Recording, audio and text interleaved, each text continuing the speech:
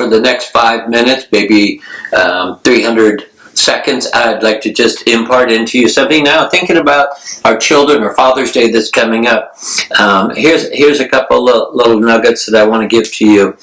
We impact our children, we don't impress them.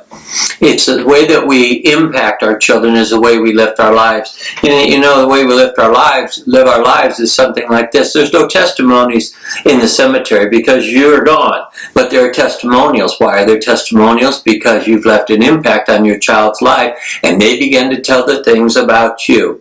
I always like to say there's something called the dash mark test. The dash mark test is the 1 inch between the day you were born and the day that you graduate to heaven. And then that 1 inch is your entire legacy, and that is everything that you have left behind that has impacted your children. You know, the thing that I like I wrote this down for you. You can't dictate your children's future, but you can help them discover it. How do you help them discover it? By you living in the present with them and not living in the past. What I'm saying about that is you turn loose the past. You got to stop treating your 20-year-old like they're 14, your 14-year-old like they're 7, and now you can help them discover their destiny. Destiny was not bestowed upon anybody; it should be discovered, and that's one of the things that we do.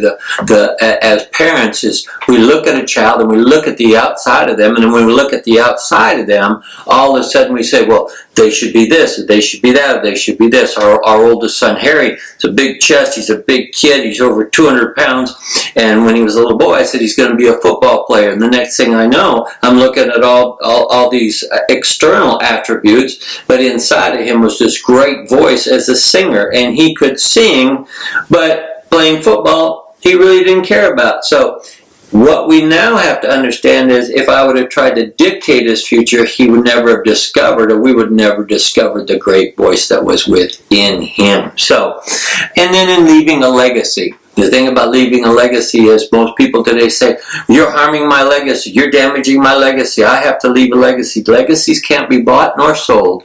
Legacies have to be lived. And how do we do it? We live it in front of our children in the way that we are going to impact their lives. And so when there's not a testimony in the cemetery, there's a testimonial. So those are just a few little nuggets coming up on Father's Day. For every one of you fathers out there, I wish you a happy Father's Day.